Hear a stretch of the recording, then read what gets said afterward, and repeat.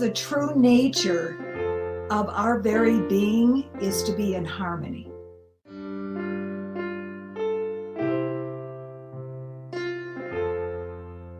Welcome, friends, to the Center for Spiritual Living Wednesday night Mystic Moments. I'm so glad that you joined us. I am Reverend Jody Hill Stevenson here at the center, and I am the senior minister. I actually have the privilege of being the senior minister. I want to say Happy New Year's to you again on our second Wednesday of 2022. And oh my goodness, so much has already happened. So today's talk is about simplicity. It's one of my favorite subjects because I have known how to make my life very complicated. And so one of my spiritual practices is simplicity. Steve Jobs once wrote, "That's been one of my mantras, focus and simplicity. Simple can be harder than complex. I have found that out in my own life." He says you have to work hard to get your thinking clean to make it simple, but it's worth it in the end because once you get there, you can move mountains. I love that quote. Over the last 5,000 years, the saints and sages of all over the world, but especially from the Middle East, have said that a human being has the one goal of living in harmony, which means when we are in harmony, we live with a peaceful mind and a joyful heart.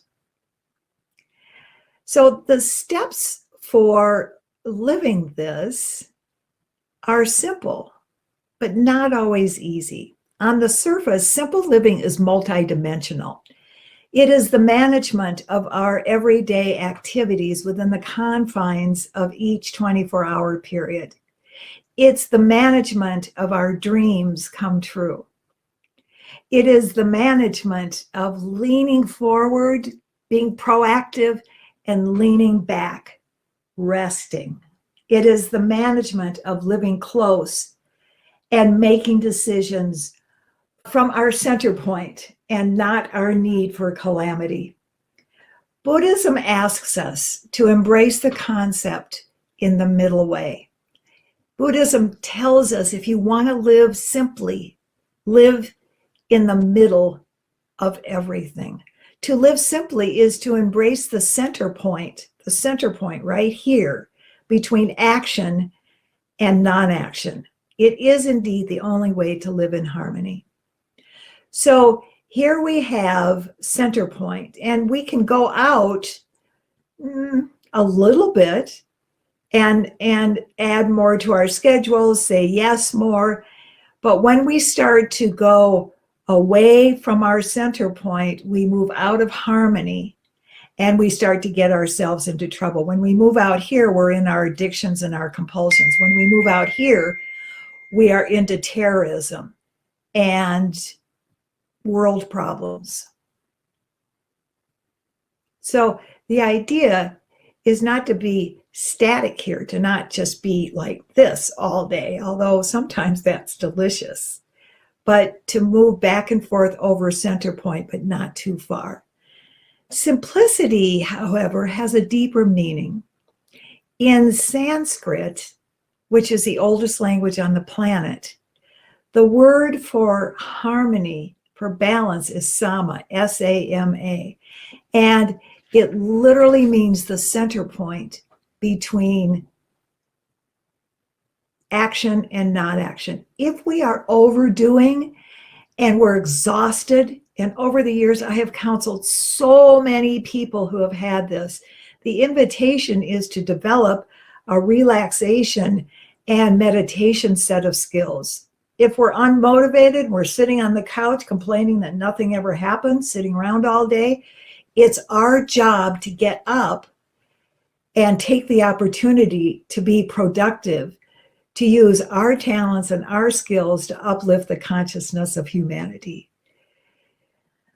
Imbalance, which is the opposite of simplicity and harmony, causes people to feel exhausted, overwhelmed, and ready to snap. The problem with today's lifestyle, at least in America, is that imbalance is the new norm, and we don't even realize it. USA Today wrote years ago that the problem with Americans is that we need 42 hours to complete our to-do lists. We need to shorten our to-do lists and not have a need to be so productive. It's seductive to be productive, but it's not going to help us stay in a simple, beautiful life. The three things that block us from leading a simple life are arrogance, the love of calamity, and materialism. I'm going to be talking about that a lot. But I want to share with you a true story. Years ago, when I was in Portland, a young woman came in, and she was a mother of 2 children, and she was an executive at one of the corporations in the area. And she traveled a lot. She walked into my office and she flopped herself on my couch and burst out in tears and said, "I want a divorce. I hate the idea that my husband would have custody of my children, but I can't take care of them. I am so miserable with my life." So I let her talk. I let her cry. And then we started talking. And we chatted, and she realized that she was willing to throw in everything, throw away everything, throw in the towel, and risk everything that she loved in her life to try to get back into harmony and simplicity. From my office, she called her HR department and found out that she could take 90 days of R&R. Started that day. She had to go get a note from her doctor, but he did not hesitate at all. I reminded her that no job, no corporation is worth her health and her well-being. So I sent her home. She came back at the end of the week. And oh my gosh, she said, "I've slept for 3 days." I said, "I'm sure you have. You were exhausted." And I said, "Here's the deal. I'm going to ask you to not make any changes for 90 days. And I would like to see you and your husband." So the next week they walked in, and I could tell immediately that they loved each other, but they had gotten so out of harmony and their life was so complicated that they were actually willing to say goodbye to each other. So we worked together for 3 months. He went back and started bowling again. She started an art class. She started yoga. She rested. She cooked. She baked cookies with her children, and she started to redesign herself, because that's what it takes. It was such a joy to watch this couple transform. I'm sure that they're still together. Lao Tzu, the great mystic who wrote the ancient texts of the Tao Te Ching, says, "Nature never hurries, and yet everything gets done." Nature never hurries, and yet everything gets done. Here's what I know to be true, says someone who has complicated their lives at times. Embracing simplicity in this fast-paced world is still possible. There's 3 questions that I would like to ask you, and I'd like you to ponder them for the next week. The first one is, am I happy with the level of harmony and simplicity in my own life?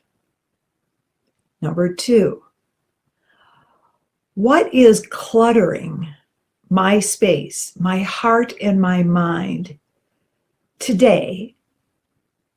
What are the reasons that I need this clutter? And am I willing to straighten up my environment? Environment first. And number 3, and most of all, this is the most important simplicity question you will ever do and ever ask yourself. Is what I'm doing bringing me joy? Is what I'm doing bringing me joy? And if it's not, you get to have what I call a come to Jesus, Buddha, and Krishna moment with yourself. Sometimes I have to call in all the guides. So please join us each week, Wednesday evening, for a midweek uplift. And remember that you are simply magnificent just who you are. You don't need to lead a complicated, calamity-driven life. And yes, you have within you the ability to live in harmony and to simplify your life. Have a great week. Be sure and check out our online ministry, our classes, our events, the opportunities to support you here at the Center for Spiritual Living. That is in Boulder Valley. That is exactly why we exist. Thanks for joining us. If you want to push the donate button, we would welcome that. Have a great week and know that love lives here. I send you much love this week. Thanks for joining me.